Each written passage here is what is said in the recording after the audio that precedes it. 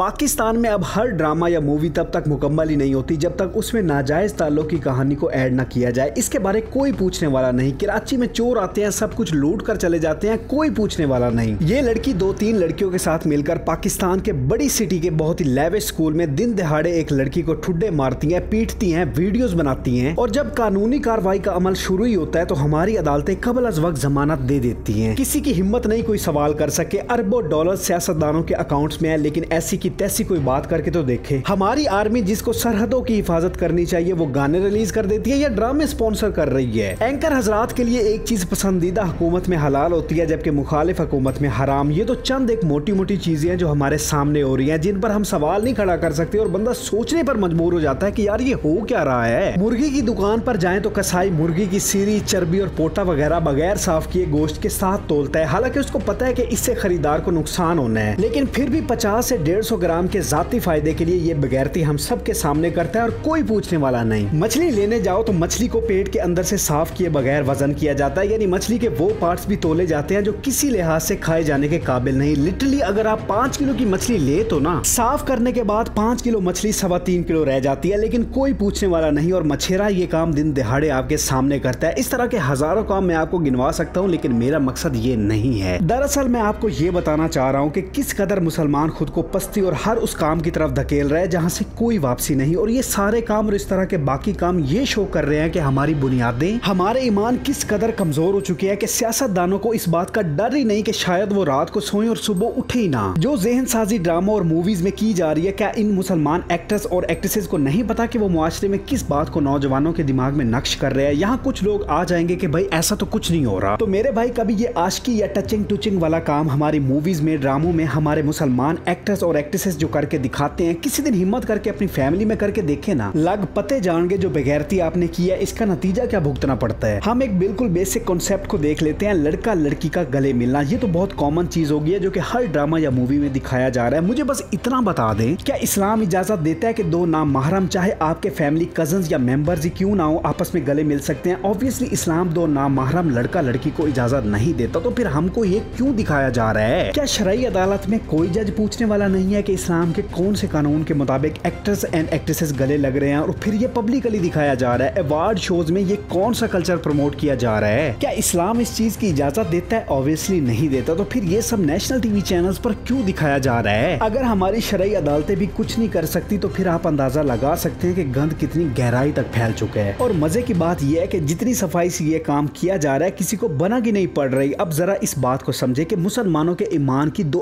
अहम तरीन बुनियादों को किस तरह हिलाया जा रहा है। पहली सबसे बुनियादी बात जिस पर हमारा यकीन है, जिस पर यकीन किए बगैर हम मुसलमान ही नहीं हो सकते, वो है अल्लाह की वहदानियत, यानी किसी को भी अल्लाह का शरीक ना ठहराना। वो अकेला है, अहद है, वाहिद है। अब अगर कोई इंसान इस बात की नफी करता है और किसी को अल्लाह का शरीक ठहराता है तो ये शिर्क है जिसकी कोई माफी नहीं, उसका ठिकाना जहन्नम है। सो अब ये देखे कि मार्केट में क्या हो रहा है। दुश्मन ने शिर्क को आम करने के लिए वो मीडियम यूज किया जो इस वक्त दुनिया में सबसे ज्यादा यूज हो रहा है, यानी गाने। क्योंकि गाने लोग ज्यादा देर तक याद रखते हैं और बहुत ज्यादा ऑडियंस तक बहुत जल्दी पहुंच जाते हैं। गानों का इंतखाब करने के बाद दुश्मन ने गायकी के लिए मुसलमान सिंगर्स का इंतखाब किया, क्योंकि उसे पता था कि अगर मुसलमान शिर्क करेगा तो उसको देखकर सुनकर बाकी मुसलमान भी करेंगे। वो बाकी सिंगर्स भी इस्तेमाल करता है, लेकिन अगर मुसलमान हो जाए तो क्या ही बात है। इस बात को समझने के बाद अब कुछ गानों के लिरिक्स मैं आपके सामने रखता हूँ। मुझे बताएं कि शायर और सिंगर गाने में क्या कहना चाह रहा है। आतिफ असलम का एक बहुत ही मशहूर गाना है जिसके लिरिक्स कुछ यूं है, जन्नतें सजाई मैंने तेरे लिए, छोड़ दी खुदाई मैंने तेरे लिए। मुझे बताएं कि इसमें वो क्या बताना चाह रहा है। इसके बाद राहत फतेह अली खान साहब का गाना है आज दिन चढ़िया। इस गाने में शायर और सिंगर फरमाता है, मांगा जो मेरा है जाता क्या तेरा है, मैंने कौन सी तुझसे जन्नत मांग ली, कैसा खुदा है तू बस नाम का है, तू रब्बा जो तेरी इतनी सी भी ना चली। जरा समझाए तो मुझे कि इस शेर में शायर साहब क्या कहना चाह रहे हैं। चलो शायर ने तो जो कहना था कह दिया, राहत साहब को क्या नहीं पता कि इस शायरी का क्या मतलब है। इसके बाद सावरिया मूवी का एक गाना है जब से तेरे नैना। इस गाने के बोल सुने, जब से तेरे नैना मेरे नैनों से लागे रे, तब से दीवाना हुआ तब से बेगाना हुआ, रब भी दीवाना लागे रे माज़अल्लाह। अब मुझे ये बताइए कि ये बॉलीवुड का हिट गाना है, किसको टारगेट कर रहा है? मजीद एक और गाने के लिरिक्स सुने, ये भी इंडियन हिट सॉन्ग है, वास्ते। शायर कहता है, वास्ते जां भी दूं मैं गवाह ईमां भी दूं, किस्मतों का लिखा मोड़ दूं,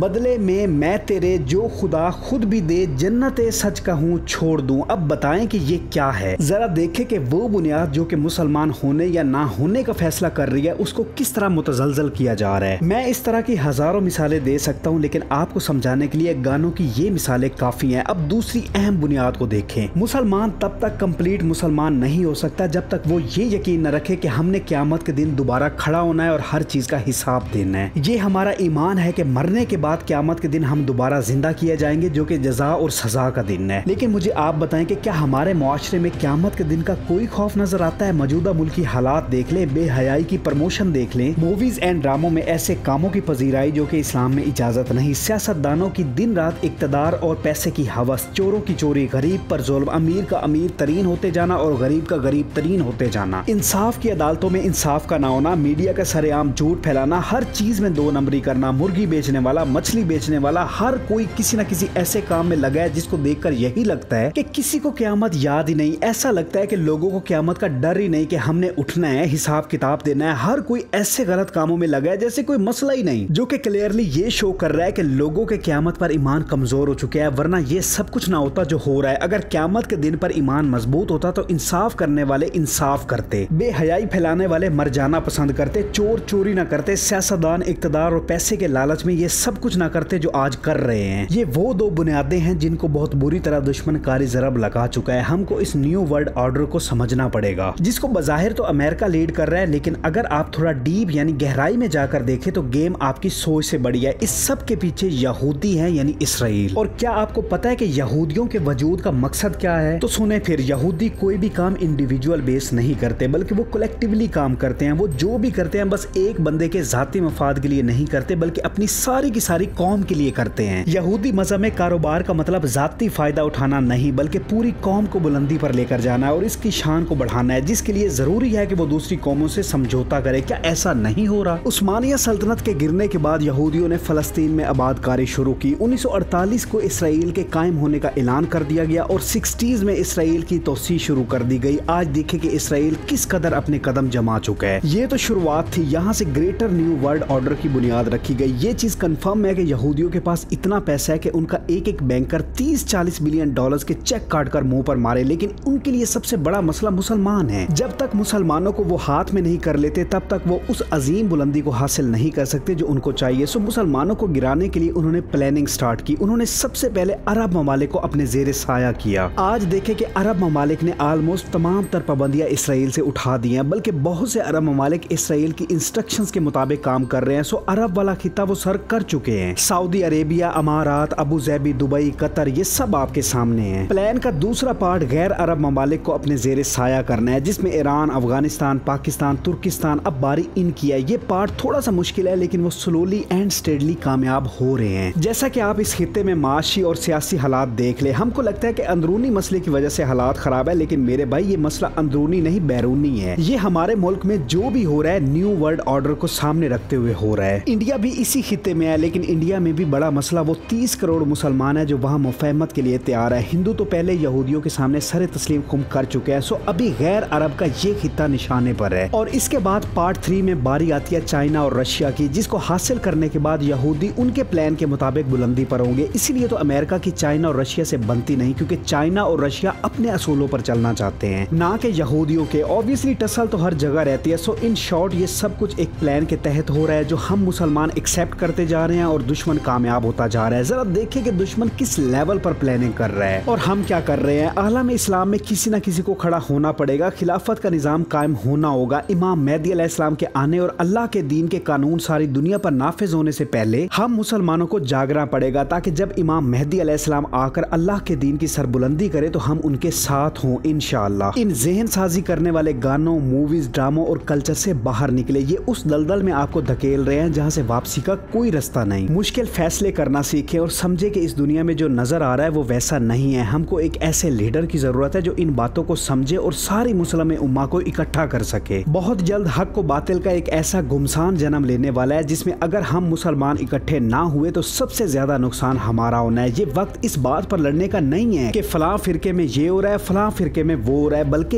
ये वक्त मुसलमानों के इकट्ठे होने का है। फिरका वारियत से निकलकर इकट्ठा होना शुरू कर दे, क्योंकि दुश्मन आपकी सोच से ज्यादा तेज है। खुद से डर को खत्म कर दे और तैयार हो जाए। इंशाल्लाह फतह हमारी होगी। उम्मीद है कि आप इन बातों पर गौर करेंगे। ये रियलिटी है जो मैं आपको बता चुका, बाकी आपकी मर्जी। जिस लिहाज से भी भी आप मुझे सपोर्ट कर सकते हैं, मुझे ज़रूर सपोर्ट करें। तो बस मेरी आज की वीडियो में बस इतना ही था। आपसे गुजारिश है कि चैनल ज़रूर सब्सक्राइब करें। तो मिलते हैं किसी और वीडियो में। अपना बहुत ज़्यादा ख्याल रखिएगा। तब तक के लिए खुदा हाफिज़।